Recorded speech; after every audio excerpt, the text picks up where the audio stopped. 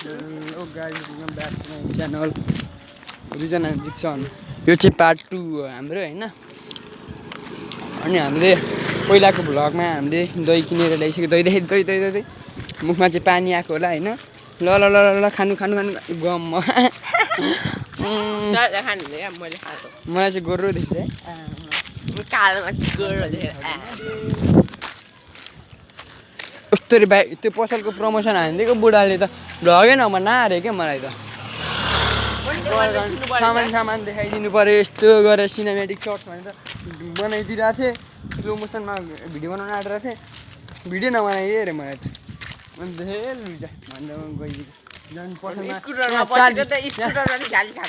स्कुटरमा बसेको होइन। मा स्कुटर पनि देखाइदिनु राम्रो छ भनेर किन आउनु भनेर मासला त्यहाँनिर पनि भइदियो। अनि त्यसपछि कुरा त यहाँ बोलेको भाइ सबै कुरा रेकर्ड छ। मलाई त बाले 40जनाले हेर्छ झन् पसलमा आएर किन्छ सबैजनाले होइन। अनि के भन्नु अब यस अहिलेको मान्छेहरूलाई भनेर साध्य छैन। नन्दिता राउत दमाई तपाईँ हिँड्यो यहाँ रक्सी खाएर आएको हुन्छ। मलाई पागल हेर्नु च्वाइँ लग्छ अरे।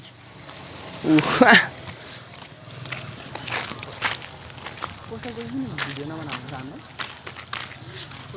प्रमोसन गर्यौँ भनेको है। छपरी छपरी छपरी हामी छपरी भन्दै हिँड्छ के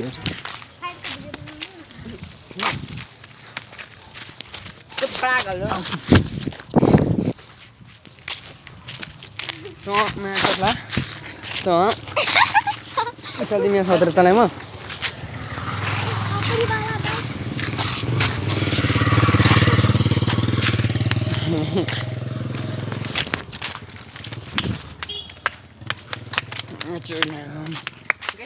₹5 दिएर पठाने होला। ₹5 दिएर पठाने छ कालै।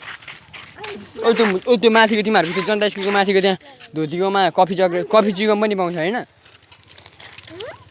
ओइ केही किन्न रहेछ नि त्यो त लास्ट किन भित्रमा खाम नि दिन्छु कसम अहिले जानुपर्छ। यस्तो फोहोर अनि त्यो पनि यो बुनुको घरमा यता हेर्नु बुनु लाइन गयो के छैन। अनि घरमा के बिजुलीको बिल आउँछ भनेर लाइन बन्द गरेको भर्खरै आगो बढेको थियो भन्छ त साला। सिनेमेटिक सर्ट्स ड्याममा पड्किन्छ क्या अहिले म आउने बित्तिकै त चुप बनाउँदै साला। अहिले यहीँनिरबाट हिँड्दाखेरि प्ल्याङमा पड्यो भने यहाँनिर टाउको खप्प लागेको थियो म बनाउँदैसँग अस्ति नै प्लेनमा बसेको। प्लेन झऱ्यो भने के गर्नु भनेको प्लेनै ख्यात्तै झऱ्यो तर ल्यान्ड भयो। हाँसिटो मलाई प्लेनमा चढ्दाखेरि भाइ कहिले पनि भ्लग बनाउनु दिँदैन। भ्लगमा कहाँ दिन्छ सौरभ जोशी भन्छ अब फेरि तिनीहरूले पो मलाई हल्का पैसा तिरेर अहिले धेरै पैसा तिर्छ मलाई तिनीहरूले। मैले त प्लेनमा चढेको भिडियो बनाउँदिनँ। अब म हल्का बिजनेस क्लासमा गयो भने चाहिँ म बनाउँछु। तर त्यही पनि मलाई प्लेनको टिकट लाग्दैन कि म सिलिगुडी हो क्या भाइ उल्टो यहाँनिर हो। यसले बुझ्छ यो चोरको हो। यो दमाईमा यो बाटोमा भेटेको दमाई हो। मेरो पैसा खाएर तेरो पैसा कहाँ देखाएँ मैले निको सिकम भनेको त्यो चिकन खायो भने र मेरो 20 छैन। मेरो 20 प्याक चोर अघि 10 प्याक चोरेको थिएँ ल अब 20 रुपियाँ गाई चाहिँ केही खानु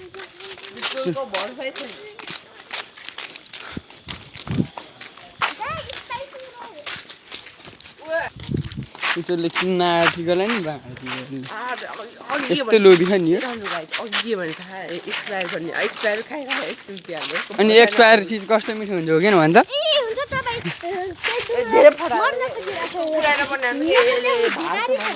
मैले उता अगाडिको पसल पो भनेर एक्सपायर खानुहोस् यतामा पुरै नयाँ सामान बेच्छ भनेर भन्दिनँ। यही एक्सपायर बेच्नेको मान्छे नै यही हो। तँले हानिछ भने त मर्छस् नि।